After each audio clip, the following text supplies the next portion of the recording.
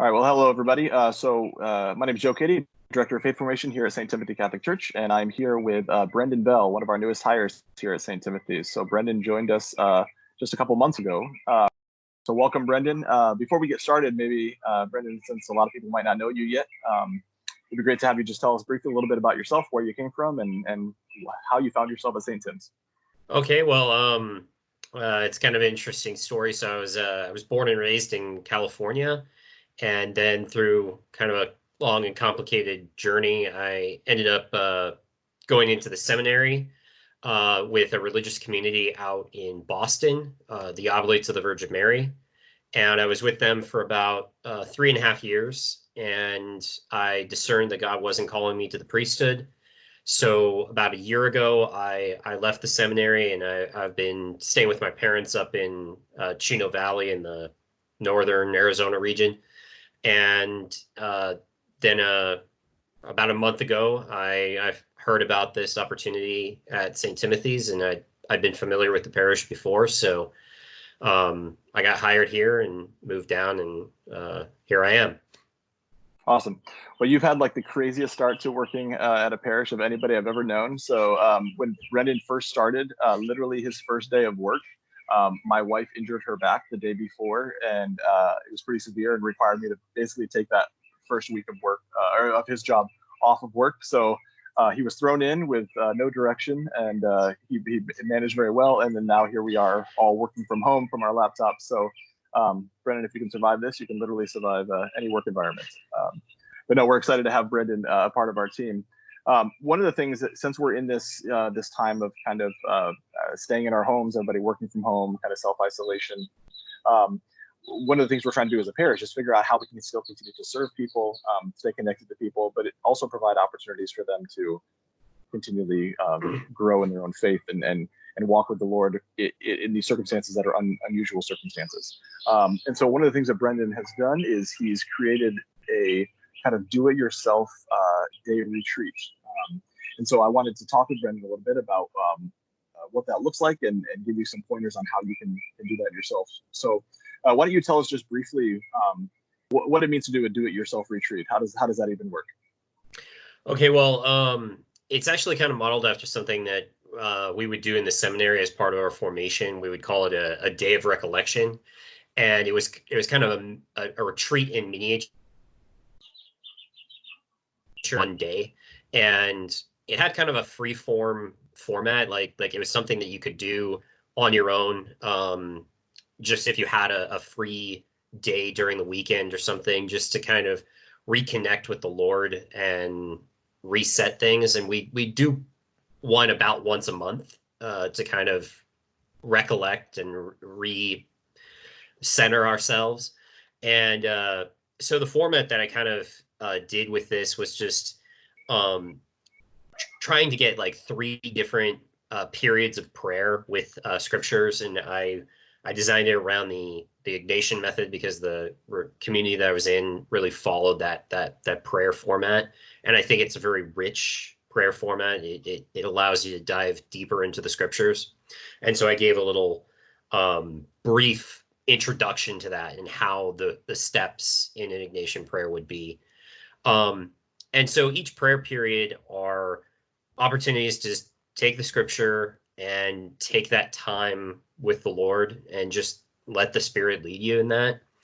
Um, One of the key things that I've included in it is a kind of a media fast to disconnect from television or movies or the internet, and especially during this time with COVID-19 dominating all of the social media, it just makes a lot of sense to just step away from that, step away from all of the noise, enter into that place where you can hear the quiet whispering sound of God.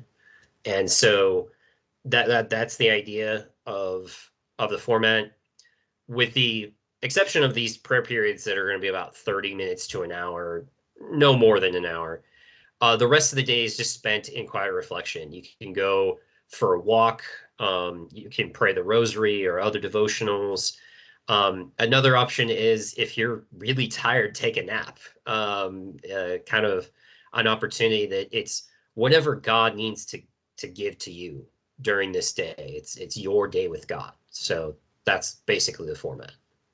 Nice. So, if people are in a situation where they're home with their spouse, with their children, things like that, it might be hard to carve out an entire day to do this. Is this so? A couple questions. One would be, is this something you could do kind of individually, but as a group? Like each member of the family could kind of do this on their own, but at the same time, is this something you could do maybe just in a morning? If I could give myself 3 hours or 5 hours throughout the day where I could do this, is it adaptable in that way? Well, I mean, that's very similar to, so the because this is based very similar, like the spiritual exercises, which St. Ignatius planned as a whole 30-day retreat. But there's another version of that. You can do it over a longer during the day, like during your ordinary life. So what you could do is just take one of those prayer periods and just make that your prayer for one day and do it over 3 days.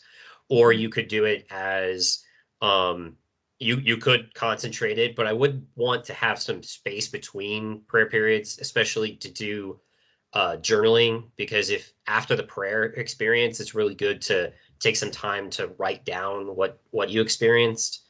Um, and as doing it as a group kind of thing, what you could do is just break apart as for your prayer times, and then come together and share what was your experience in prayer. How did you kind of as a little conference to share with the group. And so if you don't have a whole day, you could make it a half day and do it like over a period of, from 9 until 3 or something, or however, whatever works best for you. It's Yeah, very adaptable. very cool. So why don't you walk us through just a little bit? I know you created it with a particular theme, and so maybe give us the theme and how those three parts connect to one another with this particular retreat. Well, so I was thinking about what we're going through right now, and I remember when I was starting to think about this was when like kind of some of the beginning stuff was happening. A lot of things were being closed, like all the ministries of the church were being shut down, and we were not going to have masses anymore, and things were just moving very quickly. And so there was a lot of fear and worry and concern. And so the first part of it was a call to surrender fear, an opportunity to say, okay, I am afraid. There's some concern. And the two scriptures that I took was the calming of the storm and Jesus' agony in the garden. And these are optional scriptures. You can take which one you want.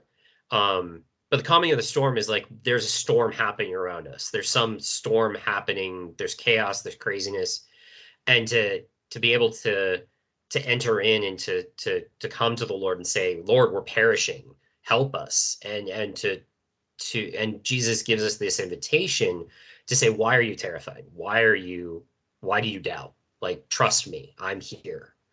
Um, but the other one with the agony in the garden, I think really speaks to the fact that Jesus also experienced fear.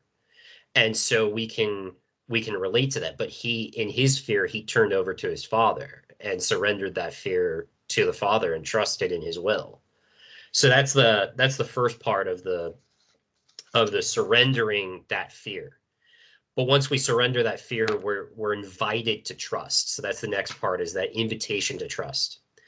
And the two scriptures that I took was Matthew's, was this dependence on God, that God saying, I will provide for you. Can you add anything to your life by worrying? Like, I know that you need food and shelter and clothing and healthcare, but I'm going to provide those to you. So can you trust me in that?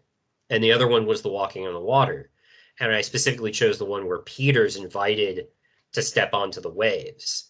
And so he's invited to step out of his comfort zone, of his place of safety, to trust the Lord in this time of chaos with the storm surrounding him.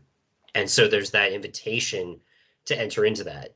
I've let go of the fear. Now I have to enter into trust. And then from there comes this promise of hope. And the two scriptures was Jeremiah, where he says, I know the plans I have for you, the plans for your good. And so this was a promise to exiles at the very end of that section, where he says, I will bring you back from the places I have exiled you to. And we're all exiled into our homes right now. And we're exiled from the church, from reception of the Eucharist, but we're being called back.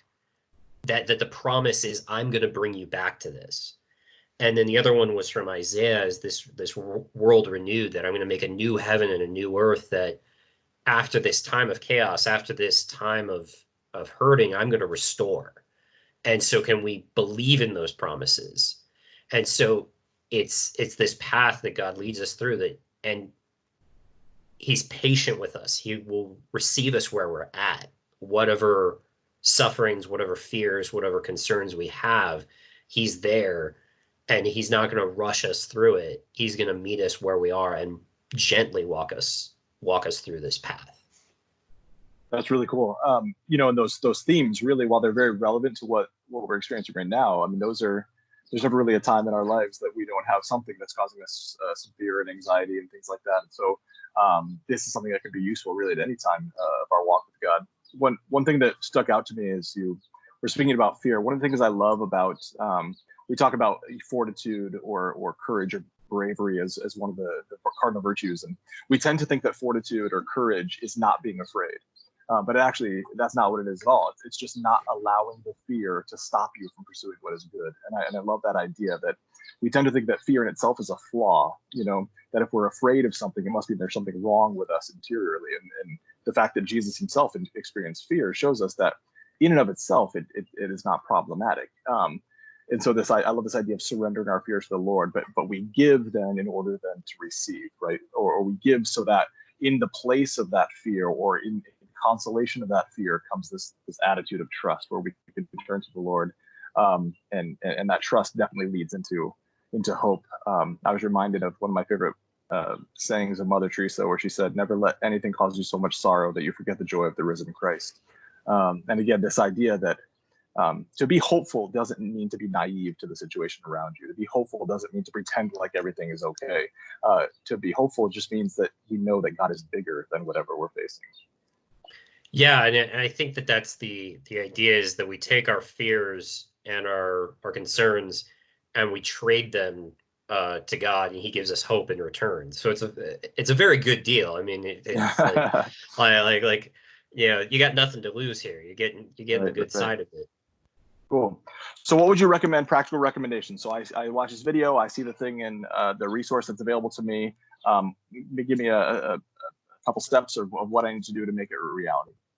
Well, okay, so I think that what you do need to do, depending on what your schedule allows and what your time frame are, first of all, make that decision, make that choice, and make that commitment. I'm going to do this retreat, and I'm going to make the time to actually do it, because we always have those like great ideas. There's like, I'm going to write the great American novel, and then I never set aside time to actually do that.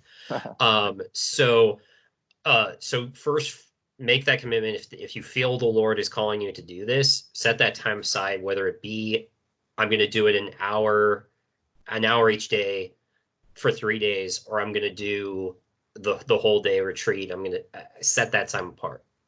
Then obviously, just the only thing that you're going to need in terms of resources is a Bible, and then cut out distractions. If there's something that's going to prevent you from doing the retreat, um, get that out of the way ahead of time.